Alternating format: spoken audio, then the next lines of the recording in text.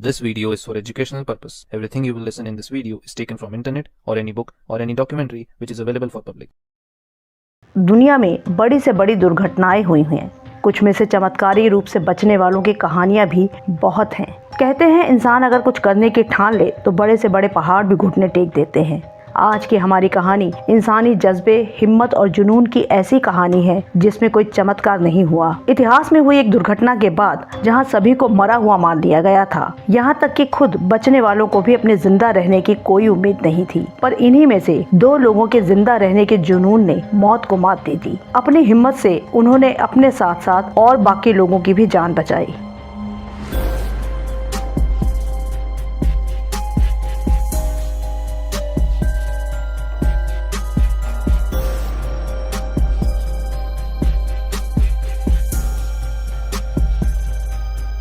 आज की हमारी कहानी है उरुग्वे एयरफोर्स फ्लाइट 571 की। उरुग्वे साउथ अमेरिका की एक कंट्री है जहां रग्बी गेम काफी पॉपुलर है। बात अक्टूबर 1972 की है। उरुग्वे की एक रग्बी टीम थी, old Christian club rugby union. इस टीम को एक दूसरे देश चिली में एक मैच खेलना था। चिली जाने के लिए उरुग्वे की एयरफोर्स का चार्टर्ड प्लेन बुक किया गया। फ्लाइट में रग्बी टीम के 19 प्लेयर और 5 क्रू मेंबर्स थे। काफी सीट्स खाली थीं, इसीलिए खिलाड़ियों ने अपने दोस्तों और परिवार के लोगों को भी इनवाइट किया था। इस तरह अब प्लेन में 40 पैसेंजर्स और 5 क्रू मेंबर्स के साथ कुल 45 लोग सवार थे। 12 अक्टूबर 1972 को इस फ्लाइट ने चिली के लिए उड़ान भरी, लेकिन रास्ते में एंडीज माउंटेन रेंज के ऊपर एक तूफान के कारण इन्हें अर्जेंटीना के मेंडोजा एयरपोर्ट पर उतरना पड़ा। वहां रुककर रात भर मौसम के ठीक होने का इंतजार किया गया, लेकिन 13 अक्टूबर की सुबह भी मौसम में कोई सुधार नहीं हुआ था। घंटों तक इंतजार करने के बाद दोपहर 2:18 पर पायलट ने मेंडोजा से उड़ान भरी।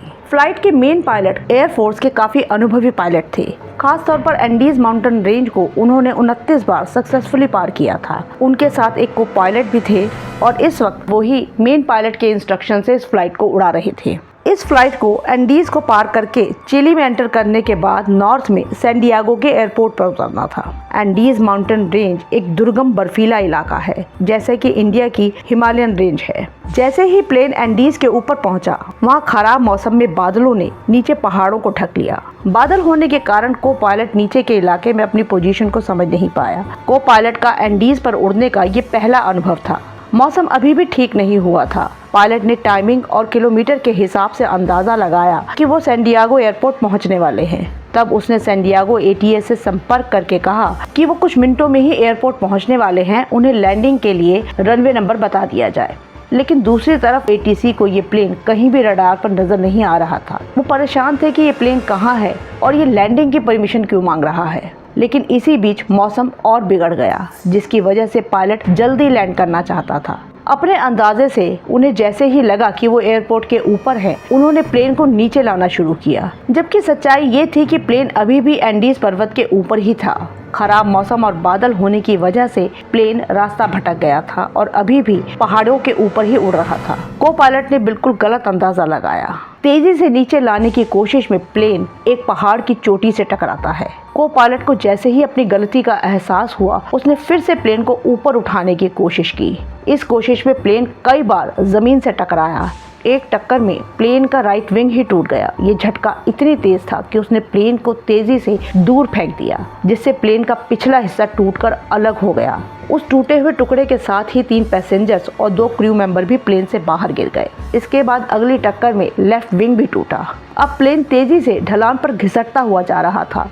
200 मीटर तक घिसटने के बाद ये एक बड़े से पहाड़ से टकरा गया। ये टक्कर बहुत जबरदस्त थी। प्लेन सीधा सामने की तरफ से टकराया था, जिससे उसका कॉकपिट पूरी तरह तबाह हो गया था। इतने भयंकर क्रैश के बाद अब वहां सन्नाटा छा गया। प्लेन के 2 टुकड़े हो चुके थे। पिछला हिस्सा 5 लोगों के साथ कई किलोमीटर दूर कहीं पड़ा था और दूसरा हिस्सा टूटी फूटी हालत में बर्बाद होकर एंडीज पर्वत की पहाड़ी पर पड़ा हुआ था। प्लेन के 45 पैसेंजर्स में से 5 तो मर चुके थे, बाकी पैसेंजर्स बुरी हालत में थे। इतनी भयानक टक्कर से प्लेन की सीट्स भी अपनी जगह से उखड़ चुकी थीं, जिससे सभी बुरी तरह जख्मी हो चुके थे। सब अपनी अपनी सीटों में फंसे हुए थे या इधर उधर पड़े हुए थे। थोड़ी देर में होश संभालने के बाद सबने अपने आसपास के लोगों को देखना शुरू किया। थोड़ा संभलने के बाद 2-3 लोगों ने कॉकपिट की तरफ जाकर पायलट्स का हाल देखा तो पाया कि मेन पायलट की तो मौत हो चुकी थी और को पायलट अपनी सीट में फंसा हुआ था। वो बुरी तरह घायल था और दर्द से तड़प रहा था। उसने सबसे रिक्वेस्ट की कि उसकी गन ढूंढकर उसे गोली मार दी जाए ताकि इस तकलीफ से उसे छुटकारा मिल जाए, पर वहाँ कोई भी ऐसा करने की हिम्मत नहीं कर पाया। को पायलट का काफी खून बह चुका था। कुछ देर बाद ही उसकी मौत हो गई। पहले 5 और फिर आखिरी टक्कर में 7 और लोगों की प्लेन क्रैश के वक्त ही मौत हो गई। 12 लोगों की मौत के बाद अब कुल 33 लोग बचे थे।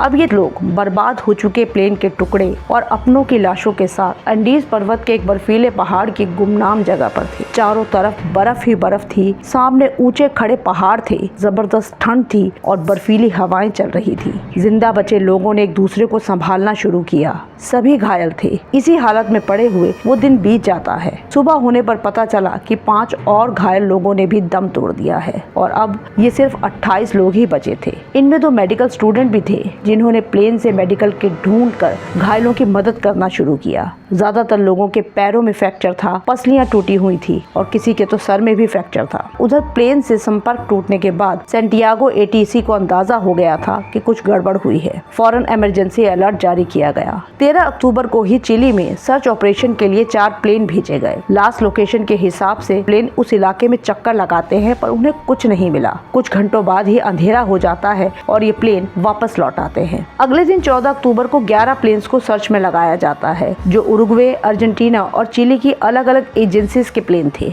ये एंडीज पर्वत के ऊपर सर्च करते हैं। एक प्लेन इस क्रैश प्लेन के मलबे और बचे हुए मुसाफिरों के ऊपर से भी गुजरता है। नीचे ये लोग मदद के लिए चिल्लाते भी हैं और ऊपर पायलट इन्हें देख नहीं पाता। दरअसल क्रैश होने के बाद प्लेन का टूटा हिस्सा बर्फीले पहाड़ों के एक दर्रे में जाकर रुका था। वहाँ आसपास बर्फ ही बर्फ थी। ऊंचे बड़े बड़े पहाड़ थे जिसकी वजह से सर्च प्लेन काफी ऊंचाई पर उड़ रहे थे। फिर मौसम भी ज्यादा साफ नहीं था। दूसरी प्रॉब्लम ये थी कि क्रैश हुए प्लेन 571 का कलर भी सफेद था। इसीलिए इतनी अधिक ऊंचाई से उड़ते हुए एक सफेद रंग के प्लेन को सफेद बर्फ में ही ढूंढना शायद मुश्किल काम था। खराब मौसम, छाए हुए बादल और सफेद बर्फ की वजह से इन्हें कोई देख नहीं पाया। ये 11 प्लेन भी अपनी कोशिश करके वापस लौट गए। कुछ दिनों तक सर्च अभियान चलता रहा पर कोई फायदा नहीं निकला। बचे हुए घायल लोग ठंड की वजह से ज्यादातर प्लेन के टूटे हिस्से में ही रहते थे। प्लेन की आवाज सुनकर जब तक ये बाहर आकर चिल्लाना शुरू करते तब तक प्लेन ऊपर से गुजर चुका होता था।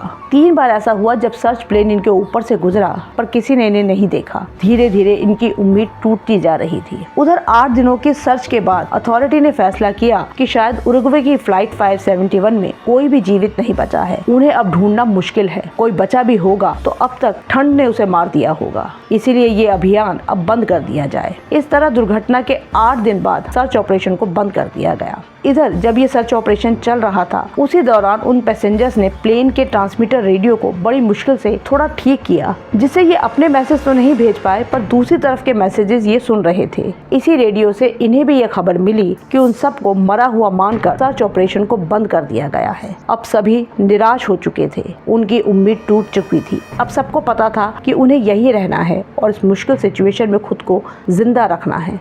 लेकिन इसके लिए उन्हें खाने की जरूरत थी। टूटे प्लेन के हिस्से से सारा खाने का सामान ढूंढ कर इकट्ठा किया गया।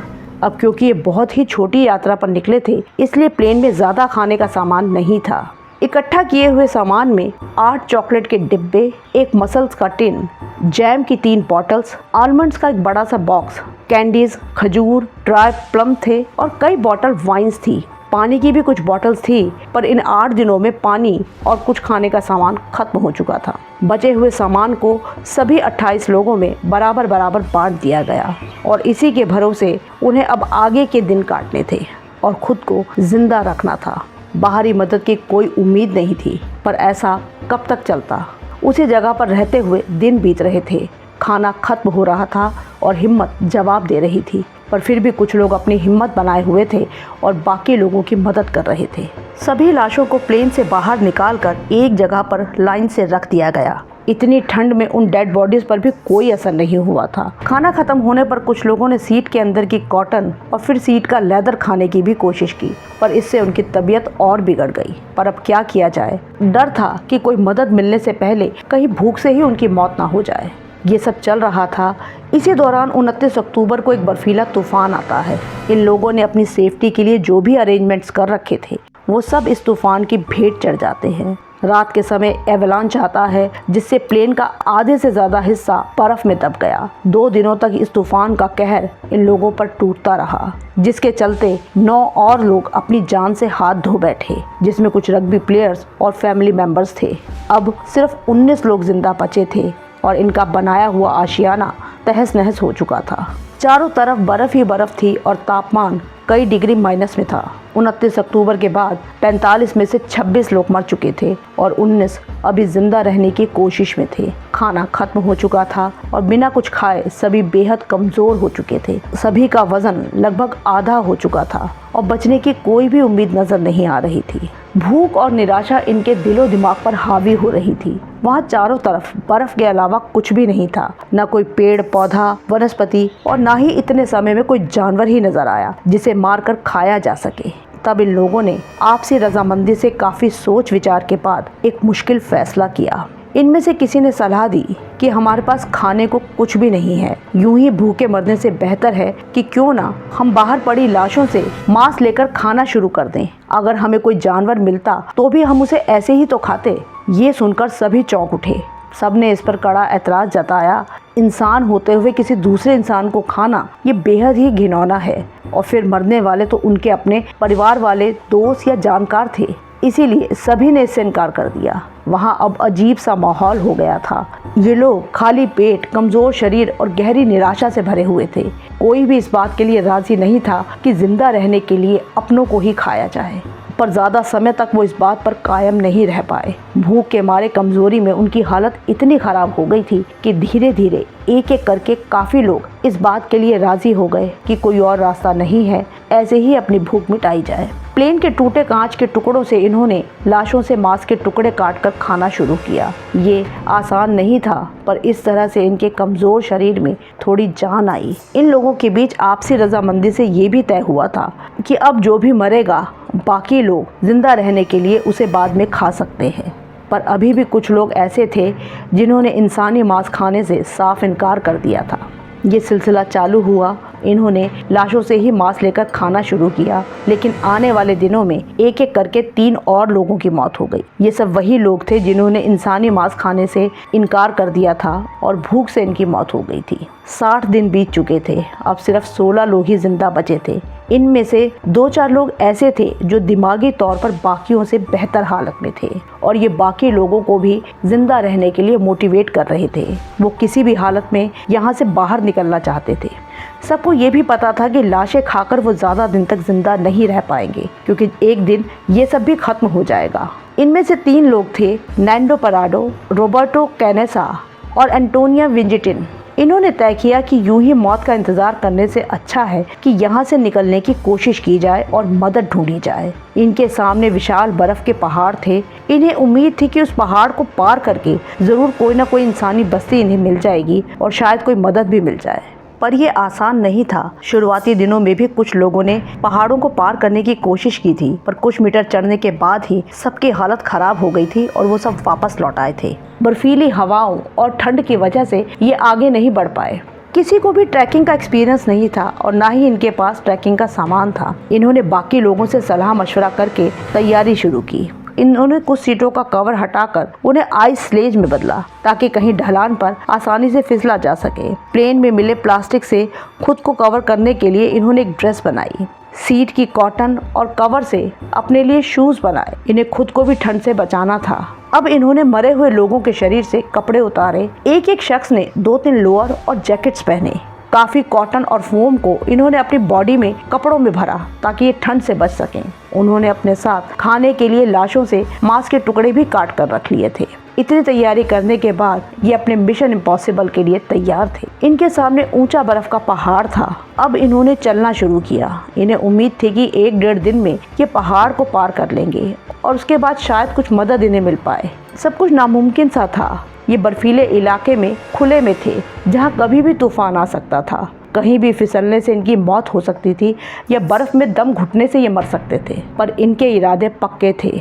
कुछ घंटों की चढ़ाई के बाद इन्हें प्लेन का टूटा हुआ दूसरा हिस्सा मिला। उसमें से भी इन्हें कुछ खाने का सामान मिला। लगभग 3 दिनों तक धीरे धीरे चढ़ने के बाद ये पहाड़ की चोटी पर पहुंचे तो बुरी तरह निराशा में घिर गए जब वहां चारों तरफ इन्हें बर्फ की पहाड़ियों के सिवा कुछ नहीं दिखा। इन्हें समझ आ गया था कि ये यात्रा आसान नहीं होने वाली है। अब इनके बीच तय हुआ कि 3 में से एक शख्स वापस लौट जाएगा ताकि उसका खाने का सामान बाकी 2 लोगों के काम आ सके। तब एंटोनियो विजिटन को वापस भेजा गया। उसे वापस भेजने के बाद नैंडो पराडो और कैनेसा अब आगे बढ़ चले। उनकी मुश्किलें अब बढ़ती जा रही थी। कमजोर शरीर के साथ वो कहीं भी गिर सकते थे, फिसलकर मर सकते थे। बीच में एक दिन इन्हें बर्फीले तूफान का भी सामना करना पड़ा। तब पहाड़ की एक नोकदार चट्टान के पीछे छुपकर इन्होंने अपनी जान बचाई। अगले 8 दिनों तक ये यूं ही धीरे धीरे यात्रा करते रहे और पहाड़ों को पार करते रहे। इतने समय से अपने आसपास सिर्फ बर्फ देखने के बाद 8 दिनों के बाद इन्हें 2 ऐसी पहाड़ियां दिखी जिन पर बर्फ नहीं थी बल्कि थोड़ी हरियाली भी थी। इन्हें उम्मीद की किरण नजर आई, पर उस पहाड़ी तक पहुंचने में इन्हें 2 दिन और लगे। पिछले 10 दिनों से ये लोग लगातार यात्रा कर रहे थे और अब तक ये 61 किलोमीटर चल चुके थे। इतने दिनों बाद वहाँ मैदान में इन्हें घास और हरियाली दिखी। अब ये किसी इंसान की तलाश में थे। कुछ दूर और जाने पर इन्हें एक नदी मिली। शाम हो रही थी। थकावट से चूर ये नदी किनारे जाकर बैठ गए। कुछ देर बाद नदी के दूसरी तरफ इन्हें घोड़ों पर 2 लोग दिखे। इन्होंने अपनी पूरी ताकत लगाकर चिल्लाना शुरू किया। उन लोगों ने इन्हें देखा पर उन्हें कुछ समझ में नहीं आया। फिर वो कल आने का इशारा करते हुए वहां से चले गए। अब ये 2 लोग निढाल होकर उसी घास पर चुपचाप लेट गए। सुबह वो लोग फिर वापस आए। उन लोगों ने लोकल पुलिस स्टेशन में इसकी खबर दी थी। ये 21 दिसंबर 1972 का दिन था। पुलिस ने फौरन वहां पहुंचकर इन्हें वहां से निकाला और हॉस्पिटल में इन्हें एडमिट कराया, जहां इन्होंने अपनी कहानी सुनाई कि ये उरुग्वे की क्रैश फ्लाइट 571 के जिंदा बचे पैसेंजर्स हैं और वहीं और भी बाकी लोगों को बचाना होगा। अब ये सुनकर वहां फौरन सेना को अलर्ट जारी किया गया। फिर से सर्च ऑपरेशन की तैयारी की गई, पर ये लोग एंडीज पर्वत पर एग्जैक्ट किस जगह पर है ये किसी को पता नहीं था। तब पराडो और कैनेसा ने उनके साथ चलने की हामी भरी। सर्च टीम के 3 हेलीकॉप्टर्स दुर्घटना स्थल पर पहुंचे, पर वहां पर एक ही हेलीकॉप्टर के लैंड होने की जगह थी और एक बार में 7 लोगों को ही रेस्क्यू किया जा सकता था। इसीलिए सभी को निकालने में 2 दिन और लगे और इस तरह पराडो और कैनेसा के जिंदा रहने के जज्बे ने उन सभी सर्वाइवर की जान बचाई। हॉस्पिटल में सबका इलाज शुरू किया गया। ये खबर आग की तरह हर जगह फैली। सभी हैरान थे कि इतनी ठंड में ऐसे दुर्गम इलाके में ये 16 लोग इतने दिनों तक जिंदा कैसे बचे। पर जब दुनिया को इनका अपने ही लोगों का मांस खाने की बात पता चली तो लोगों का नजरिया ही बदल गया। जो लोग अब तक इन्हें प्यार और सहानुभूति की नजर से देख रहे थे, वही अब इनसे नफरत कर रहे थे। लोगों की नजर में ये नरभक्षी हो चुके थे जो समाज के लिए बहुत खतरनाक हो सकते थे। लोगों ने तो ये भी कहना शुरू कर दिया कि इन लोगों ने ही अपने साथियों को मारा है और फिर खाया है। तब इन सर्वाइवर्स में से ही कुछ लोगों ने प्रेस कॉन्फ्रेंस करके अपनी बात दुनिया के सामने रखी कि 72 दिनों तक उन्होंने क्या क्या झेला, किस तरह खुद को जिंदा रखने की कोशिश की। अपने ही लोगों का मांस खाकर खुद को जिंदा रखना उनके लिए आसान फैसला नहीं था, पर कोई और रास्ता नहीं था। अगर वो ऐसा नहीं करते तो ये कहानी सुनाने के लिए उनमें से कोई भी जिंदा नहीं बचता। इनकी कहानी सुनकर लोगों का रवैया बदला और सबने माना कि उस कठिन समय में शायद यही फैसला सही था। एंडीज पर्वत पर पड़ी लाशों को दुर्घटना स्थल पर ही एक साथ ही बर्फ में दफना दिया गया। ये इंसानी जज्बे की कहानी है। पराडो और कैनेसा की हिम्मत की ऐसी मिसाल इतिहास में दूसरी नहीं मिलेगी, जहां उन्होंने अपनी जान जोखिम में डालकर उस मुश्किल जगह से बाहर निकलकर न सिर्फ अपने लिए मदद ढूंढी बल्कि बाकी 14 लोगों की भी जान बचाई। आपको क्या लगता है कि उनका फैसला सही था या गलत? अगर आपको हमारा काम पसंद आ रहा है तो वीडियो को लाइक और चैनल को सब्सक्राइब जरूर कर लें। मिलते हैं नेक्स्ट वीडियो में।